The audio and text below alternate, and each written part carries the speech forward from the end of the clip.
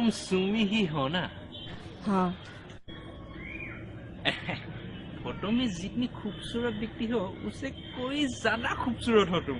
देखो, मैं तुम्हें बता देती हूँ कि मुझे तुमसे शादी करने में कोई इंटरेस्ट नहीं। बेहतर यही होगा तुम यहीं से वापस चले जाओ। I understand. मुझे लड़कियां देखने का बहुत एक्सपीरियंस है। शुरुआत में सभी ऐसे ही शर्माते हैं। बिल्कुल भी नहीं, मैं पूरी तरह से बेशरम और बेहया लड़की हूँ। 5 साल से मेरा बॉयफ्रेंड है और वो भी अंडरग्राउंड मिलिटेंट था। अगर तुम अभी इसी वक्त यहाँ से नहीं गए तो मैं उसे बता दूंगी और वो तुम्हें किडनैप करवा के सिंगापुर के जंगलों में बेच देगा। कहाँ का मिलिटेंट? TLFG, क्या है ये? Delhi liberation front of Goregaon. तुम पांडल मारे हो। जरूर Delhi liberation front of Gurgaon होगा। जो भी हो, तुम यहाँ से चले जाओ। नहीं जाऊंगा। क्या करोगी? जाते हो या नहीं? हैं? क्या है ये सब? जाते हो या नहीं?